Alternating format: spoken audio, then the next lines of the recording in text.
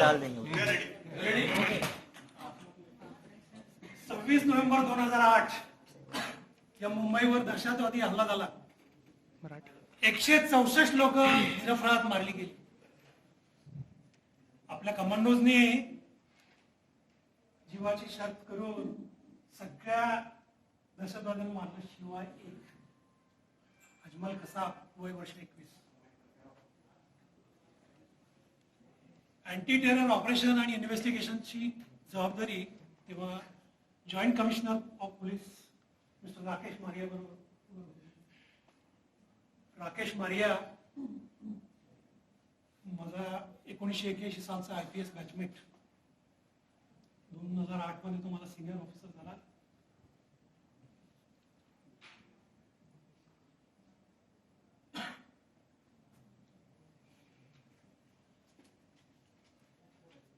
कसाबला पकडल्यानंतर त्यांनी सर्वच गुन्हे कबूल केलेले होते, पण त्यांनी केलेलं जे वाईट कृत्य होतं त्याच्याबद्दल त्याला पश्चाताप होणं खूप जरुरी होतं.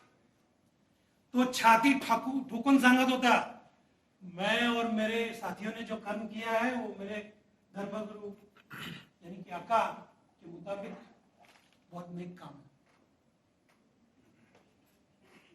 ये काम के लिए मेरे को लोग शहीद करके बुलाएंगे, मुझे जन्नत मिलेगी. भारतीय न्याय व्यवस्था याला कितीही कठोर शिक्षा जरी दिली तरी या माणसाला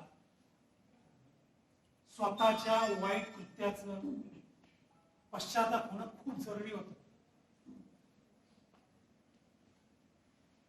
कसाबला शवागारात जिथे त्यांचे साथीदारांचे दहशतवादी साथीदारांचे मुर्दे पडलेले होते तिथे नेण्यासाठी राकेश मारे यांनी ऑर्डर दिले.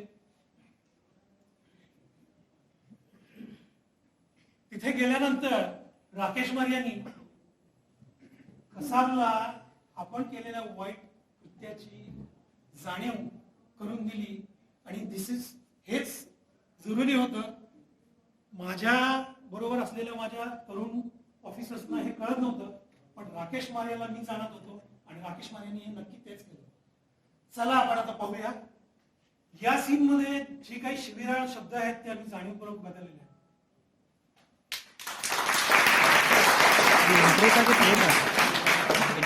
पहले क्या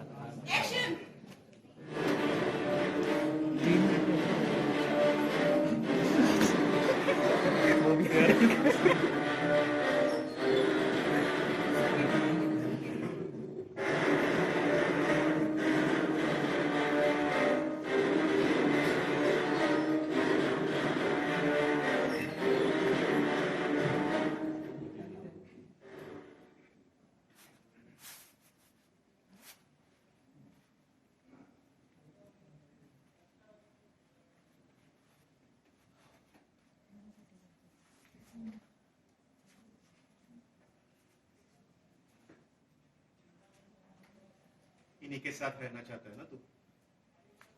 जन्नत छोड़, जहन्नम का दरवाजा भी खटखटाया होगा ना इनकी रूहों ने. वहां बैठे शैतान ने इनके पिछवाड़े पे लात मार के भगा दिया होगा. या अल्लाह! हाँ, यहीं कहीं भटकती होंगी इनकी रूहें. मैं तो नहीं देख सकता हूं, शायद से तू देख सकेगा, तेरे अपने जो है. कौन है ये? क्या नाम है इसका? अब्दुल. अब्दुल. पूछ इन सबसे क्या होता है जिहाद. शायद आप समझ गए होंगे. पूछ. 41 बार जिक्र आया है पाक किताब में जिहाद का, फिर भी तुम लोग नहीं समझे. तुम क्या समझते हो? तुमने और तुम्हारी आका ने सिर्फ कुरान पढ़ी है. हम लोग जाहिल है, हमारी कोई औकात नहीं है, कोई बिसात नहीं है. क्या औकात है तेरे आका की?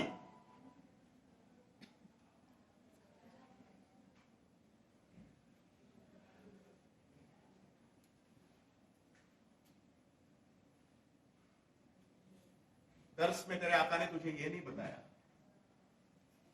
अशरफुल मखलूक है यानी इंसान खुदा की सबसे बेहतरीन तकलीफ, इंसान बनाने के बाद सजदे करने का हुक्म दिया था खुदा ने फरिश्तों को। जानता है तेरे आका ने यह नहीं बताया कि जहन्नम की आग से बचने के लिए खुदा ने तौबा बनाई है।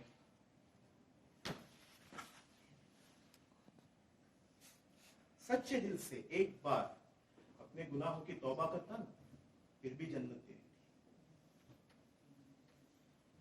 तेरे आका ने कुरान की इस नसीहत को तुझे नहीं बताया ना, कैसे बताया? ये जिहाद का गाजर दिखाकर से ऐसा घिनौना काम कैसे करवाता ना वो। उसने कहा इस्लाम खतरे में, दीन पर आफत आ गई और तूने भून दिया मासूमों को हरामखोर। उन मासूम औरतों और बच्चों ने क्या खतरा दिया था तेरे मजहब को? हाँ? इस्लाम की नींव ही इंसानियत में है और इसका तुझे इल्म ही नहीं क्योंकि तू जाहिल है। ऐसे जिहाद के बाद मुझे लगता है तुम्हारी ये रूहें पाकिज़ा और नूरानी रहेंगी।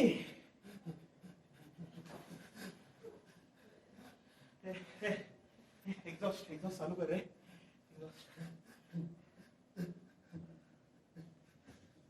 देख इन चेहरों को घिन ना दिए, घिन सूंघ इनके जिस्म से उठती हुई शहादत की खुशबू को सूंघ। हराम पर नाक काय को बंद करता है? सूंघ सूंघ हराम को, सूंघ सूंघ सूंघ।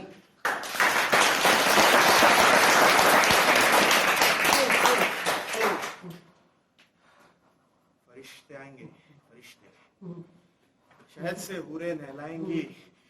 तुम्हारी आका ने इन लाशों को पहचानने से तक इनकार कर दिया। 2 गज जमीन भी नसीब नहीं हुई इन लाशों को। सारी दुनिया थूक रही है। इसे इसे शहादत कहता है। शहादत देखनी है बाहर जाके देख। ना जिन्होंने किसी का धर्म पूछा ना मजहब पूछा, ने फर्ज पर कुर्बान हो गए। भगवान ने, अल्लाह ने बनाई हुई कुदरत और इंसानियत के सलामती के लिए शहादत दे दी अपनी। सब लोग मातम मना रहे उनके लिए। अब क्या आंख में आंसू है? उन्हें तो इसी दुनिया में शहादत, जन्नत मिल गई ना। इसे शहादत कहते हैं।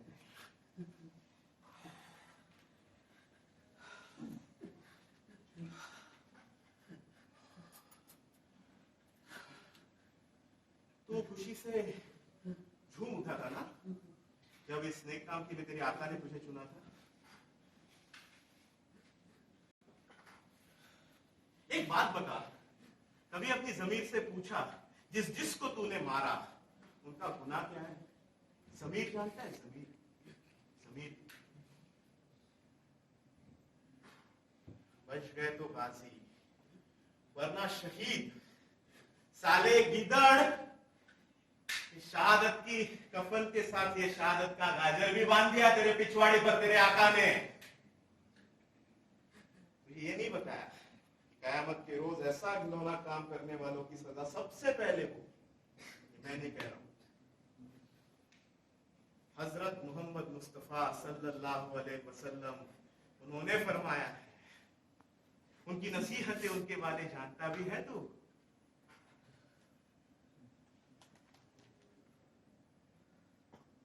जिहाद को तुम जैसे गुमराह ने तमाशा बनाकर रखा है, तमाशा।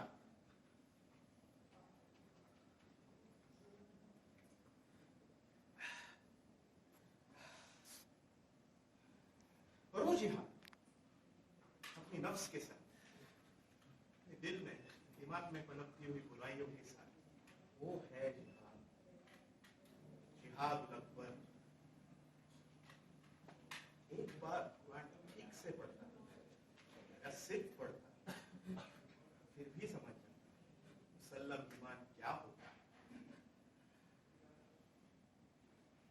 मुसलमान कोई नहीं।